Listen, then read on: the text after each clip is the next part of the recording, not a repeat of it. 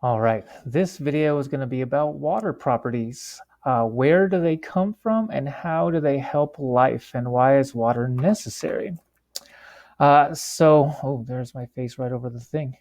Um, we should have already talked about this, that we look for water. Whenever we're trying to find alien life, we always look for water.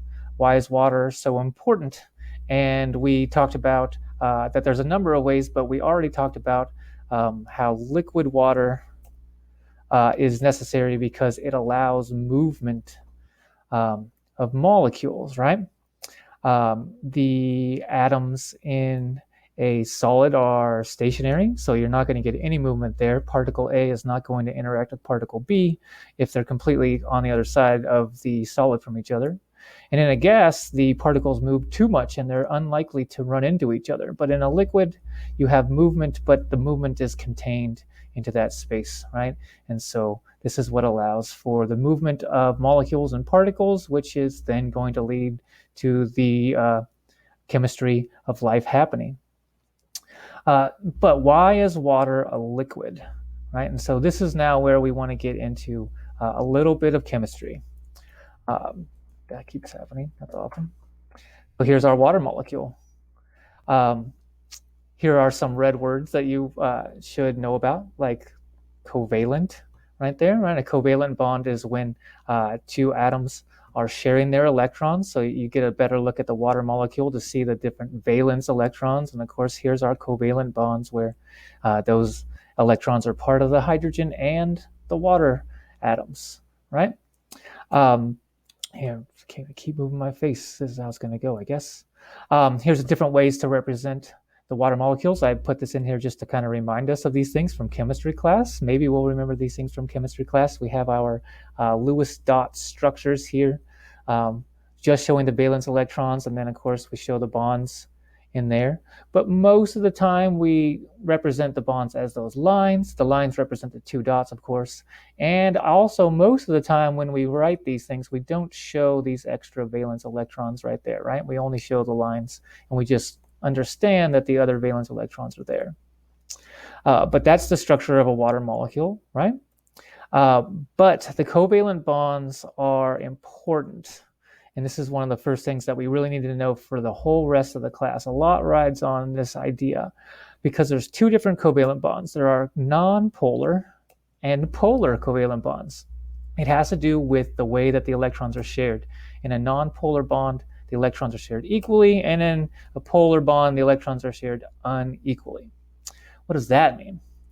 Here's an example of a nonpolar bond between carbon and hydrogen. This is methane, CH4.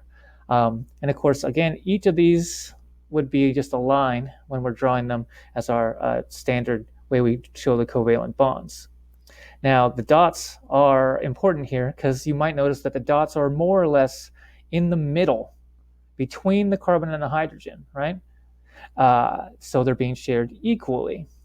Here is a picture of a water molecule. And here's our covalent bonds. And as you can see, the electrons are not being shared equally. The electrons are being held by the oxygen much more tightly. And so the electrons are much more to one side. This is going to set up poles for polar, right? And so it has to do with something called electronegativity, which you shouldn't have to explain, but you do need to know about. And again, this is one of the actually the most important driving forces underlying all the other chemistry that we're going to do. That atoms are going to hold on to their electrons using different strengths, I guess you could say. There we go. Sodium, as you can see, has a low, that's not what I want to do at all, low affinity for its electrons. Meanwhile, oxygen is going to have a very high affinity, right? And now you saw the periodic table show up a second ago, but this, again, is a good just refresher about chemistry class, that as you go this way on the periodic table, you get more protons, right? Like lithium, then you get beryllium, and then you get boron, and each one has one more proton than the last one. And so as you get more protons, you have more bigger magnet that's going to hold the electrons better, right? So as you go that way, you get stronger pull on the electrons. As you go up the periodic table, the atoms get smaller. If you remember, each one of these rows corresponds to a shell, right? Hydrogen has one shell, lithium has two shells, sodium has three shells, potassium four shells. The more shells you have, the bigger the atom, and big atoms keep the electrons farther away from the nucleus. You don't have to explain this in as much detail as I'm doing now, but what that means is that electronegativity goes up according to the arrows that I have. Fluorine is the most electronegative element. It's in fact so electronegative that it is very rarely found in biological systems because that atom is going to steal electrons from everything. It is dangerous, actually. Oxygen is the next strongest, and that is the one that is the most commonly used in biological molecules. So oxygen is going to come into, and its electronegativity is going to be important in a lot of ways throughout the whole class. So again, here we have our different electronegativities. And so the difference between those things is going to make a difference on what kind of bond that we have. So over here, if we have two carbons, that's not what I wanted to do again. That's awesome. There we go. Two carbons. Of course, two carbons have the same electronegativity of 2.5. So of course, that's going to be completely equal as you could get. Let's then say, oh, I should have kept that one there, 2.5. We put a hydrogen there, 2.1, right? So that's a difference of 0.4. On the polar covalent, let's change that carbon to an oxygen and a hydrogen. The hydrogen is still 2.1, but the oxygen is 3.5, right? So now you have a difference of 1.4, a much bigger difference. This is going to make the oxygens hold the electron a little bit tighter. Then you have the ionic bonds. What if we take sodium and chlorine? Sodium is a 0.9 and chlorine is 3.0, right? So that's a difference of 2.1. The chlorine is so strong that it completely rips the electrons away from the sodium, which is weak, right? So here are a lot of your basic biological bonds. Sometimes there's polar covalent or non-polar covalent or ionic, depending on how strong each atom in the bond is. So finally, the last piece of like foundational thing is how do you write this, right? You'll notice this symbol here, it means partial. I'm going to do that over and over again. Partial negative, right? It's not like a chlorine with a minus right next to it. That little symbol means partial. It's kind of negative. Over here, of course, the hydrogens are kind of positive. And so then you get these poles, right? You just like a magnet, you have a positive and a negative part of the atom. Water is a polar molecule because of the electronegativity of oxygen. Super important idea. This then means that water has other properties. It's a good solvent. Things dissolve in it, and then that allows the movement, right? Sodium chloride, salt, table salt, is a solid, but then you put it in water and it dissolves. Now those ions, the sodium ions and chlorine ions, can float around and bump into other things and do stuff, right? Here are some vocabulary words, again, that we'll need to know, but we'll get back to those as we go along. So here is the sodium chloride, right? Normally it looks like this. It's in a crystal, and the ions arrange themselves in this, what's called a lattice, but a very organized structure, right? But then you put it in the water, and what happens? Those ions are going to separate from each other. How can water be strong enough to separate those ions, right? Well, it's because water molecules are real small, and they get everywhere, and they're polar.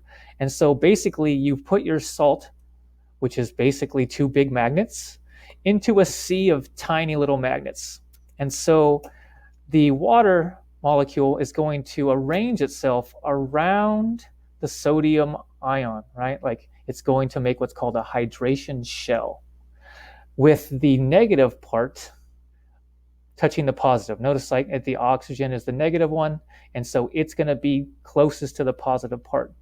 On the chlorine, it's going to be the opposite. And now we have this nice little optical illusion going, so I'll go fast, right? The hydrogens are partially positive. The chlorine is negative, and so they're attracted to each other. The water dissolves things by insinuating itself in between the ions and separating the attraction between the big magnets with a bunch of little magnets, right? And so this is going back now. I should have gone back to this slide. Polar molecules will dissolve other polar molecules because the magnets will attract each other. Non-polar molecules will not dissolve because the magnets are not attracted to the non-polar molecules. The non-polar molecules don't have any charge, so the magnets are not attracted to them, and therefore they don't react that way. All right, so water is a universal solvent, which is why everything takes place in water. Your cytoplasm and your blood is all water, mostly water. Of course, there's lots of other stuff inside there, but the water is necessary for everything else to work, right? So that takes care of this one and that one. Cohesion and adhesion are things that are important. Cohesion means water sticks to itself. This is also important for why it's a liquid, right? The water particles, the molecules, are attracted to each other. So if they were to want to fly away and evaporate, which of course they do slowly, they are pulled back by the other water molecules. Adhesion, water sticks to everything. Again, you might notice this in just your daily life, right? Like when you take a shower, you have beads of water on your body after you get out of the shower, which are actually easily wiped away, right? Because you're just kind of whisking them away with your hand. Of course, you absorb them with the towel, but that's just because the water sticks to the towel better than it sticks to your skin. So those are going to be important properties of water for life that we will talk about examples of them. But that idea leads me to these things called hydrogen bonds, the last kind of bond that goes along with covalent and ionic. Hydrogen bonds are shown with these little dots. They are the weak attractive force between two electronegative atoms, most commonly with hydrogens. Hydrogens are the pennies of the universe. They're everywhere. And whenever they're with an oxygen, which is strong, or a nitrogen, which is strong, the hydrogen is going to be partially positive and the other atom is going to be partially negative, which means you have all these little magnets all over the place. The magnetic attraction between the hydrogens and the other atoms are not strong, but they are numerous, especially when you talk about water and how there's just bajillions, right? Like you get into your like moles of how many moles of atoms are there, and every one of those little atoms is a tiny magnet that is attracted to all the other molecules in the water, right? And so while they're not strong, they are just really abundant. Imagine that you have a stapler, and the staple, of course, is weak, but if you stapled the two things together with like 1,000 staples, it's going to be stuck together pretty strongly, right? So this is where the cohesion and adhesion and being liquid, this is where it all comes from, right? So the next property of water is that ice floats, right? Ice is less dense than water. This is because when you freeze water, it ends up with more volume, right? And so if you remember that density is related to the mass and the volume, if you have the same amount of water, but it has more volume, it's going to get less dense. And so the ice is going to float. And ice floating is a very important part of our world, especially if you think about all the aquatic life out there. Another property of water that's important is that water has a high specific heat. There we go, specific heat, right?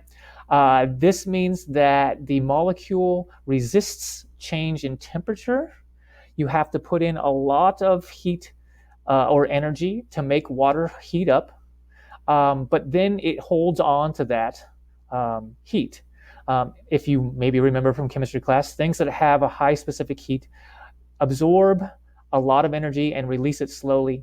Things that have a low specific heat, usually metals have very low specific heat. Those things will heat up quickly, but they will also cool down quickly because they release the energy very quickly, right? But water has a high specific heat. It resists change.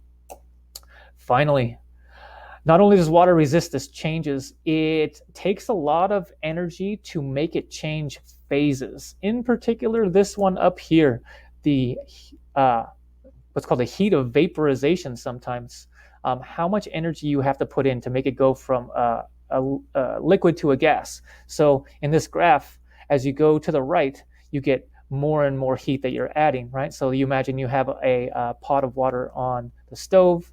As you heat it up, the water gets hotter and hotter and hotter and hotter and hotter. But at some point, it's going to like pause and it's going to not get any hotter. And you can keep turning the burner up and add even more heat. But instead of getting hotter, the water just keeps absorbing all that energy until it finally gets enough energy for the molecules to escape. And then the steam gets real hot, right? Because now it's a new phase and it can start to move more, right? So water is very interesting in that it has this very high heat of evaporation. And so all that energy is going to get carried away as it evaporates, right? And so these are all the different properties of water that might come up in the AP class. We want to be able to explain them, and then in the next class, we will talk about examples of how they're helpful for life. All right, so there we go.